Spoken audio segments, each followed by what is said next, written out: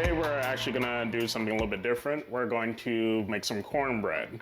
I'm gonna make cornbread a little bit different from what you will see other people do, as well as box ingredients. The cornbread I'm gonna make is gonna come out more like a cake. I jokingly call it corn cake, but it's cornbread, but it's gonna be nice, moist and very flavorful, and everyone loves it. And I guarantee you, if you try making it this way, it's going to surprise you as the way it comes out. Cornbread goes well with a lot of meals. It can go with chili, it can go with dinners, especially as the holiday season is approaching. So if you make the cornbread the way I show you, like I said, I guarantee you'll love it. So we're gonna start by adding my ingredients to the bowl. All right, so the first thing we're gonna do is we're gonna add all our ingredients to the bowl and mix it. So I'm just using a regular cornbread bread mix. You can use whichever brand is your favorite. I'm just using Jiffy because that's what I like using. And we're gonna start by adding 3 boxes of cornbread mix.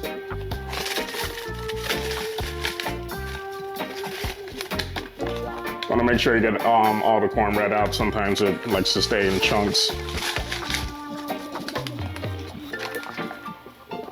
Next thing we're gonna do is we're gonna add 5 eggs, both the yolk and the egg whites. We're gonna add that in there. Next thing we're gonna do is add about 1/4 cup of milk.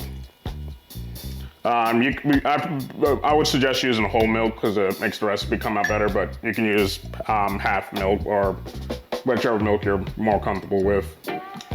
Next thing we're gonna do is we're gonna add about 1/3 cup of sugar. Then we're gonna add a full stick of butter that's already melted. I had this sit in at room temperature, so it's already melted, and we're just gonna add the whole stick in. And the last and most important thing is we're actually gonna add sour cream. Now you may be wondering, that's very strange for a cornbread, but it's what actually gives us our consistency with the cake-like cornbread. And trust me, like I said, if you try it this way, even though it sounds weird, if you try it this way, you'll really like it. So we're gonna add a full and a 1/2 cup of sour cream. Just gonna make sure we get all of that in. And as I said, we're gonna add about another 1/2 cup. Then we're gonna mix this all up. There's no particular pattern to the mixing, just mix it until it's a nice consistent batter-like quality. Like I said, think of it like you're making a cake. So you're gonna just keep mixing it until it gets to a cake-like consistency, and then we're gonna add it to our pan. Basically, we're gonna have all our ingredients dance around like it's a opera, and then add it to our pan. So I'm gonna show y'all how I mix it as I do a transition to the pan, and we'll be back.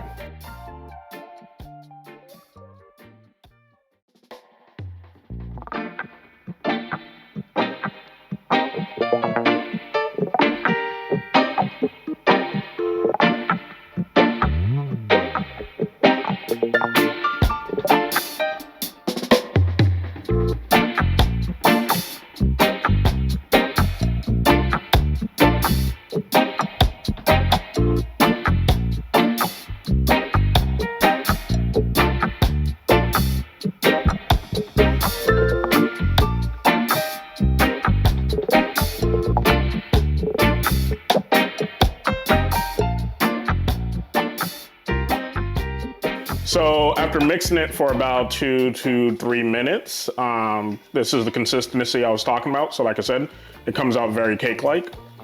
And all we're gonna do is add it to a ready, I pre-greased my pan with just some butter spray. And we're going to just add our mix to our pan. Make sure you preheat your oven to 325, and we're gonna bake this for about 30 to 45 minutes until it is G-bad, which is golden brown and delicious. I'm gonna show you how I like my cornbread when it comes out the oven, and I'm gonna show you the last trick that gives it an extra oomph to it. And that's it. It's a really nice, simple, easy recipe. Doesn't take long to have. It's a really good recipe, especially if you have kids and you're trying to teach them how to cook, they can actually help you out with this, because it's, like I said, it's nice, easy, and simple. And it comes out really good. And especially if you don't like cornbread, because you're used to cornbread being very dry, like I said, try my cornbread. You'll notice an immediate difference. Because most people, when they make cornbread, they make it per what their box tells them, and I don't do that. And all I'm doing is making sure everything is nice and leveled. And there we go. This is gonna go inside of my oven, and like I said, I'm gonna bake it for about 30 to 45 minutes, and we'll be back when that's done.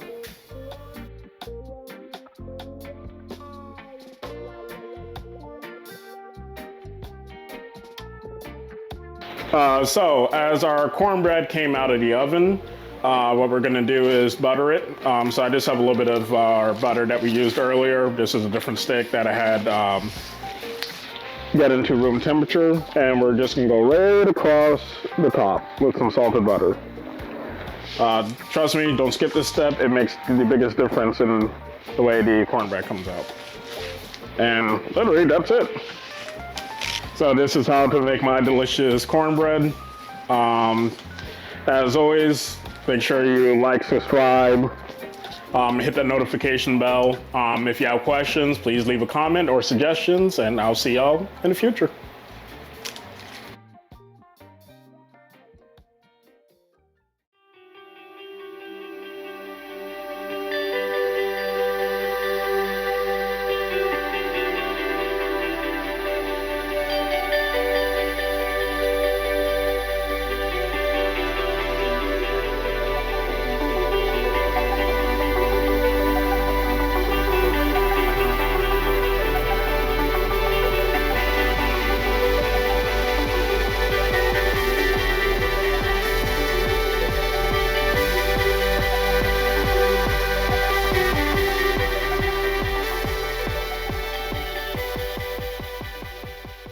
Hi, welcome back. I'm in the mood for banana pudding.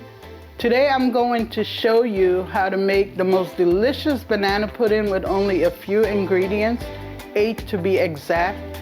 This is gonna leave your guest wanting more of this banana pudding recipe. Trust me when I tell you. Right now, I'm going to show you the ingredients that go into the banana pudding. Okay, so here are the ingredients that go into the banana pudding. First and foremost, I have some vanilla Nilla Wafers. You can use whatever brand you like, but this is my favorite. I actually like the small ones, and you'll see why when I put it all together. We have some Cool Whip, the extra creamy Cool Whip that's already made. Now, again, if you want to, you can use some heavy cream and make your own your own whipping cream, but this is store-bought and it's very easy and it comes out just as delicious. I have 2 cups of whole milk that's very cold and chilled. I have some pure vanilla extract. I have some vanilla jello pudding mix. I have cream cheese, 1 package of cream cheese. And last, I actually have some condensed milk that goes into the banana pudding. It's a container, one of the containers of condensed milk. And then I have bananas. Then first and foremost, we're gonna take the cream cheese, we're gonna put it into our bowl, a mixing bowl. The cream cheese, I forgot to tell you, has also been room temperatured. I left it out for a couple of hours so it can be soft. And then we're gonna mix the cream cheese slowly. We wanna get it nice and smooth. Then to that, I'm gonna add the condensed milk. I'm mixing the cream cheese and the condensed milk. We're gonna mix it until you don't see any more lumps in the mixture. And that is, you want your pudding to have a nice creamy consistency. Is we're gonna add our milk. We add in the milk into the mixture. All right. And then I'm gonna open up the pack of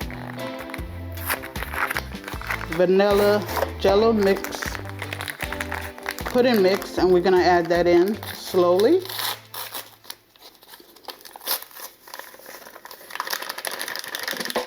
And then we're gonna mix these two until we get a nice creamy texture again.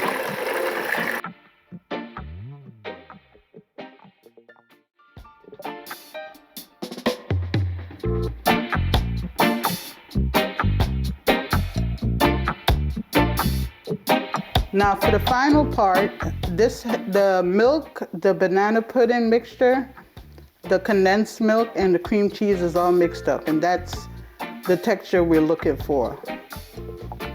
The final step, we're gonna go in with the Cool Whip.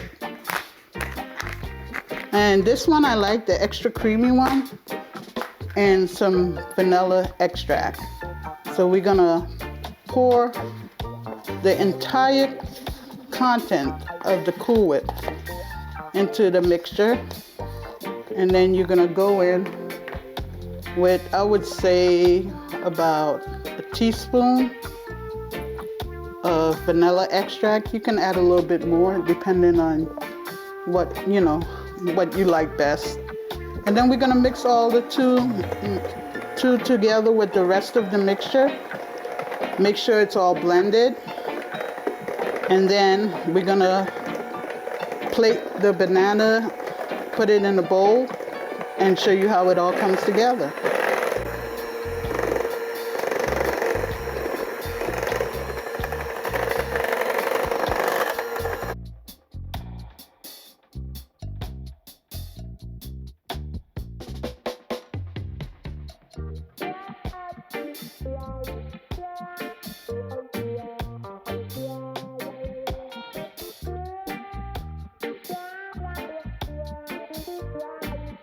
Okay, I'm gonna show you how to assemble the banana pudding. Exactly, this is the consistency you want, nice and thick. First, we're gonna put the Nilla Wafers. We're gonna put a layer of that at the bottom of the bowl. Depending on how much wafers you like, some people like a little bit more, some people like a little less. Some people like a lot of bananas. Next, I'm putting a few bananas at the bottom. We're gonna do layers of this. And it's gonna look really pretty in this clear bowl. So, tell me about, I actually like strawberries in my banana pudding as well. Tell me what you think about that.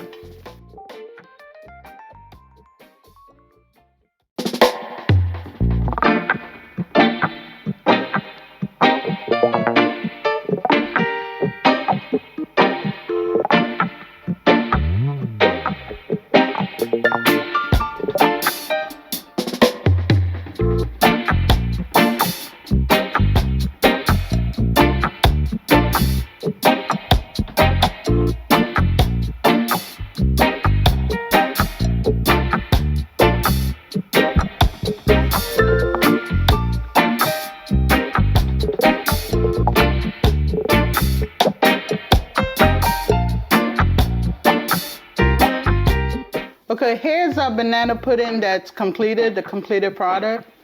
We are going to let it sit in the refrigerator for a couple of hours. The reason for that is we want it to set. We also want the crackers to get slightly soft, but not over soft. So you want to prepare this at least 2 hours before you get ready to eat it. This is one that I had in the refrigerator for a couple of hours, so I'm gonna go in with a taste test. I'm gonna tell you how it came out. Absolutely delicious. That was creamy, and that's the most important thing. You want it to be nice and creamy, and you can taste the vanilla and the bananas. Absolutely delicious. Please remember to like, subscribe, and hit that notification button. Also leave a comment on what you would like me to prepare next. Thanks for watching.